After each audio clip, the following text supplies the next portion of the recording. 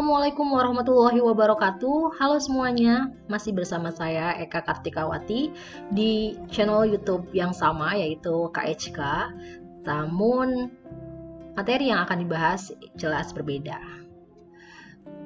Pada video kali ini saya akan membahas tentang materi pandangan Islam dalam mengembangkan ilmu pengetahuan. Jadi ilmu pengetahuan dalam dunia Islam itu dimulai sejak diutusnya Rasulullah untuk menyampaikan risalah dan ajaran Islam kepada umat manusia. Kemudian muncul lebih luas lagi setelah masa Rasulullah ini ada dinasti, diantaranya dinasti Bani Umayyah dan dinasti Bani Abbasiyah. Dari beberapa dinasti itu begitu sangat pesat sekali ilmu pengetahuan dan perkembangannya sehingga banyak ilmuwan dan tokoh muslim menghasilkan pikiran-pikiran yang jenius. Kita mulai pada masa Rasulullah. Pada masa ini berkembangnya itu di bidang agama dan bidang akhlak. Sebenarnya ilmu-ilmu yang lain juga berkembang, namun yang paling lebih pesat itu adalah bidang agama dan akhlak. Jika mundur ke belakang, bangsa Arab itu dikenal sebagai bangsa jahiliyah ya. Karena apa? Karena masih sedikit kepandaian dan mengenal ilmu pengetahuan. Setelah diutusnya Rasulullah, Nabi Muhammad SAW yang tujuannya untuk memperbaiki akhlak dan juga hubungannya terhadap Allah Subhanahu wa taala, terhadap sesama manusia, maka adanya revolusioner Rasulullah dalam mengembangkan ilmu pengetahuan. Di antaranya ada 3, yang pertama adalah membaca, menulis, dan menghafal. Membaca itu sebagai budaya membaca atau sebagai tindakan awal dari manusia dari ketidaktahuannya. Ini juga sebagai pemberantasan buta huruf ya. Dan kaitannya dengan wahyu yang pertama jelas sekali di surat Al-Alaq ayat 1-5 bahwa Allah juga menegaskan perintah untuk membaca. Karena hakikatnya ilmu itu datang dari Allah. Dan awalnya manusia memang tidak tahu apa-apa ya. Dan kata Iqra di ayat 1-5 itu juga memiliki makna yang sangat luas ya. Di antaranya menelaah, mendalami, meneliti, membaca baik yang teks dan juga non-teks, itu dari membaca. Kemudian selanjutnya adalah menulis. Menulis itu mencatat wahyu pada tulang, daun, dan kulit atau pelepah juga. Jadi itu menulis di zaman pada masa Rasulullah ya. Kemudian selanjutnya menghafal. Pada masa Rasulullah itu Rasulullah memerintahkan kepada para sahabatnya untuk menghafal ayat-ayat Al-Quran. Dengan cara ini maka dapat menjaga kemurnian serta memahami ayat-ayat Al-Quran. Pada zaman Khulafaur Rasyidin, ini jelas pedomannya adalah Al-Quran dan Al-Hadis. Kemudian juga ilmu pengetahuan berkembang lebih pesat lagi, sehingga muncul akidah, akhlak, ibadah, muamalah, dan kisah-kisah dalam Al-Quran. Lahirlah juga orang-orang pandai, para sahabat Rasul, diantaranya Abu Bakar Siddiq, Umar bin Khattab, Utsman bin Affan, dan Ali bin Abi Thalib. Dan ada beberapa sahabat-sahabat lainnya. Kita masuk ke masa yang kedua, yaitu masa Bani Umayyah. Nama dinasti ini diambil dari tokoh Umayyah bin Abdul Asyams, kakek buyut dari khalifah pertama yaitu Bani Umayyah, yaitu Muawiyah I. Masa Bani Umayyah ini berpusatnya di Damaskus ya, selama 90 tahun, dan ini juga mengalami masa perkembangan peradaban Islam yaitu meliputi 3 benua, Asia, Afrika, dan Eropa. Kemudian di masa Bani Umayyah ini terjadi penyusunan ilmu pengetahuan lebih sistematis lagi dan dilakukannya pembidangan ilmu pengetahuan. Nah, ini ada agama, sejarah, bahasa, dan filsafat. Agamanya jelas, tetap berpedoman dan bersumber pada Al-Quran dan Al-Hadis. Di sejarah itu menceritakan kisah dan riwayat hidup. Bahasa itu bahasa, kemudian ada mempelajari nahwu sorof. Nahwu itu ini ya, mempelajari struktur atau susunan kalimat dan harokat yang benar. Kalau sorof itu ilmu yang mempelajari perubahan bentuk kata ke bentuk kata lainnya. Jadi kalau ilmu sorof itu menyediakan kata-katanya, sedangkan nahwu itu memberikan kaidah untuk menyusun kalimat yang benar. Seperti itu. Kemudian ada filsafat, ini banyak sekali, ada kedokteran, kimia, astronomi, ilmu hitung, dan lain-lain. Masih banyak lagi sebenarnya.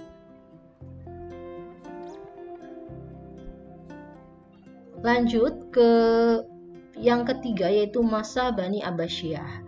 Di sini adalah khalifahan kedua Islam ya, berkuasa di Baghdad. Dan pada masa ini terjadi masa ekspansi ke daerah-daerah yang sangat luas. Integrasinya juga begitu juga dengan kemajuan bidang ilmu dan sainsnya. Gerakan yang membangun ilmu secara besar-besaran itu dirintis pada Khalifah Ja'far al-Mansur. Dan terjadinya usaha pembukuan ilmu agama seperti fikih, tauhid, hadis, tafsir, dan ilmu lain seperti bahasa dan sejarah. Dan pada masa Bani Abbasiyah juga lahir para fuqaha atau ahli fikih seperti Imam Abu Hanifah, Imam Malik, Imam Syafi'i, dan Imam Ahmad.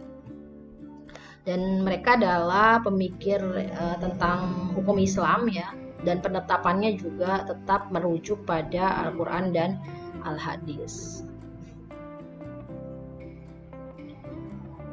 Itu saya jelaskan 3 masa ya. Sekarang kita langsung ke peradaban Islam dalam bidang biologi.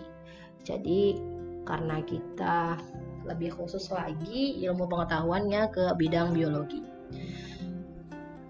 Yang pertama itu tentang evolusi. Ada seseorang yang bernama Al-Jahiz.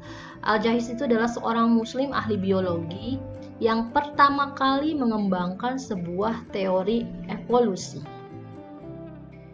Dan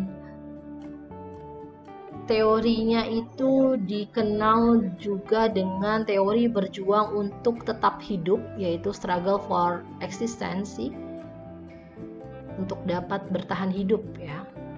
Dimana Al-Jahiz ini sebenarnya pencetus teori evolusi yang lebih dahulu ya dibandingkan Charles Darwin.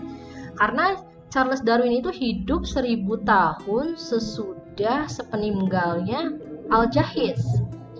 Jadi lebih dulu Al-Jahiz ya. Namun sayangnya namanya tidak disematkan dalam buku-buku pelajaran biologi di sekolah-sekolah. Yang lebih dikenal hanya Charles Darwin ya. Dan kalau Charles Darwin itu pernah menulis tentang burung di Kepulauan Galapagos, jauh sebelumnya Al-Jahiz itu juga pernah melakukannya. Pernah mencetus tentang perubahan hidup burung melalui migrasi. Nah, dia juga pernah berpendapat seperti ini, lingkungan dapat menentukan karakteristik fisik penghuni sebuah komunitas tertentu. Jadi sebenarnya lebih dahulu Al-Jahiz ya dibandingkan Charles Darwin kalau dilihat dari tahunnya. Selanjutnya ada Al-Mashudi. Al-Mashudi itu buah pikirnya dituangkan dalam kitab Al-Tanbih wal Isra'. Itu menjelaskan tentang teori evolusi dari mineral ke tumbuhan, dari tumbuhan ke binatang, dan seterusnya. Selanjutnya juga ada Ibnu Miskawai. Ini juga kitabnya Epistles of Ikhwan al-Sofa.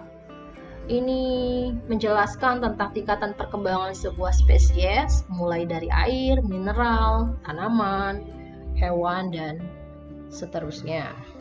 Dan Ibnu al-Miskawayh ini juga dikenal sebagai filsafat etika Islam, walaupun dia juga sebenarnya adalah seorang dokter, sejarawan, dan ahli bahasa. Selanjutnya di bidang zoologi itu ada Al-Damiri. Al-Damiri juga merupakan pakar biologi Muslim ya, yang banyak diinspirasi oleh Al-Jahiz sebenarnya. Dan kitabnya itu ada Hayat al-Hayawan, kehidupan hewan. Dia juga membuat ensiklopedi tentang kehidupan hewan sehingga menjadi sumber informasi penting tentang hewan. Dan pada ensiklopedinya juga tercatat 700 tahun lebih awal dia menulis dibandingkan dengan ahli biologi yaitu bernama Buffon. Namun Buffon itu lebih dikenal ya, artinya lebih dimunculkan di buku-buku sekolah. Selanjutnya di bidang pertanian dan tanaman, itu yang pertama ada Abu Zakaria Yahya. Abu Zakaria ini juga merupakan ilmuwan di abad ke-12 di Sevilla, Spanyol. Kitabnya yang dikenal adalah Al-Filafah. Di situ memuat 585 jenis tanaman dan teknik budidaya lebih dari 50 tanaman, buah-buahan, dan menulis penyakit tanaman dan juga cara mengatasinya, serta jenis-jenis tanah, kesuburan, dan pemupukannya.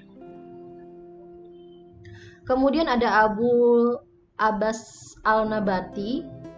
Ini juga merupakan seorang pengembara yang berkelana meneliti dan mengumpulkan tanaman-tanaman herbal sepanjang pantai-pantai Afrika dari Spanyol sampai ke negeri Arab di Timur Tengah. Dan Nabati ini juga menemukan sejumlah tanaman-tanaman langka di pantai Laut Merah. Dan sampai sekarang Nabati juga dikenang ya, karena sumbangsinya sangat luar biasa pada kehidupan manusia. Selanjutnya Abdullah ibnu Ahmad al-Baitar, ini yang terakhir ya, yang saya jelaskan. Kitabnya dikenal sebagai kitab Al-Mughani fi al-Adwiyah al-Mufradah. Ini tentang obat-obatan, dan satunya lagi Al-Jami fi al-Adwiyah Al-Mufradah, obat-obatan dari hewan, buah-buahan, dan mineral. Kitab ini juga memuat 200 tanaman yang saat itu belum dikenal orang. Nah, ini juga Abdullah ibnu Ahmad al-Baitar juga dikenal sebagai pakar obat-obatan ya, ahli farmasi, dan juga ahli botani. Ternyata begitu banyak ya teori dan temuan yang dihasilkan oleh ilmuwan-ilmuwan Muslim di berbagai bidang, terutama di bidang biologi. Sayangnya peradaban Muslim itu tak pernah terungkap dalam pembelajaran biologi di sekolah-sekolah. Mungkin ini akan menjadi masukan dan motivasi kalian ke depan nanti. Sekian pembahasan materi hari ini. Mohon maaf jika ada kesalahan. Sampai jumpa lagi di materi-materi berikutnya, dan terima kasih. Wassalamualaikum warahmatullahi wabarakatuh.